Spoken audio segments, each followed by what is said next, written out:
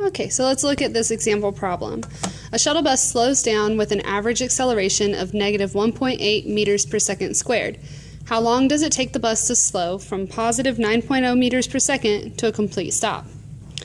Okay, so before we start doing the whole problem, let's kind of see what information they give us. All right, so they tell us that we've got an average acceleration of negative 1.8 meters per second squared. So we're going to write that down. And we'll come back to why it's a negative in just a second. So we've got that. It also says that we've got a starting speed, so an initial velocity of positive 9.0 meters per second, and that it comes to a complete stop.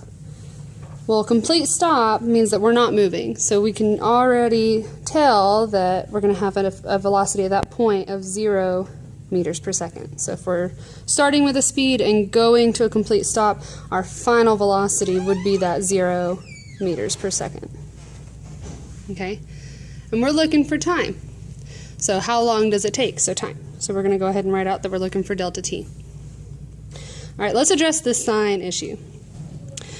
So right here, we've got a positive initial velocity and then a negative acceleration. Now, when we talk just to our friends and everything, we usually say decelerate as far as like slowing down.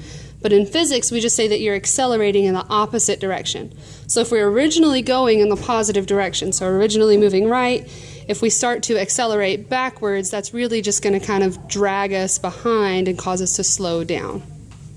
So if these two signs are opposite, we're slowing down.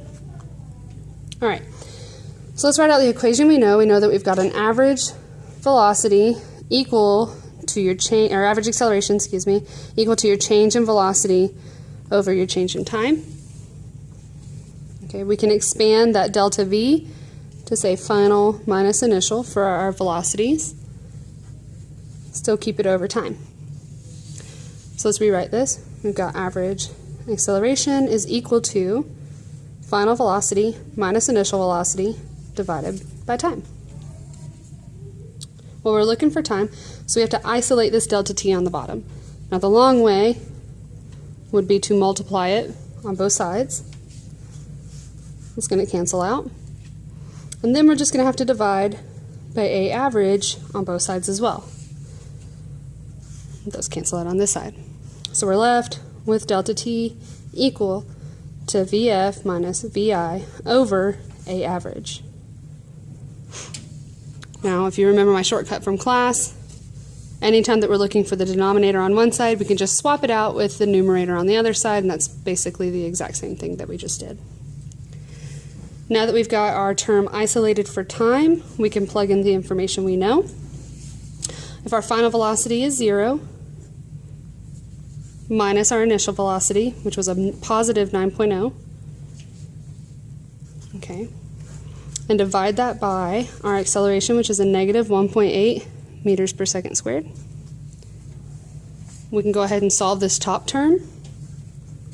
So delta t is equal to 0 minus a positive 9. So that's a negative 9, and it's still meters per second, because all we did was subtract. Okay, we can divide that by negative 1.8 meters per second squared and do unit math. So if we have meters per second divided by meters per second squared, let's kind of take a side note, we can take the fraction from the numerator and multiply it by the reciprocal of the fraction for the denominator. So instead of meters per second squared, we're going to have the flip-flop of that and have second squared on top and meters on bottom. Okay, those meters will cancel, and the second here will cancel out one of the seconds up at the top and leave us with just seconds. Okay. Those negative signs cancel because a negative divided by a negative is a positive. Time must always be positive, so that's a good way to kind of check to make sure at least our numbers have the right sign. Okay. And then we can just take 9 and divide it by 1.8, and we should be done. We get 5. Now for significant figure purposes, I'm going to put 5.0.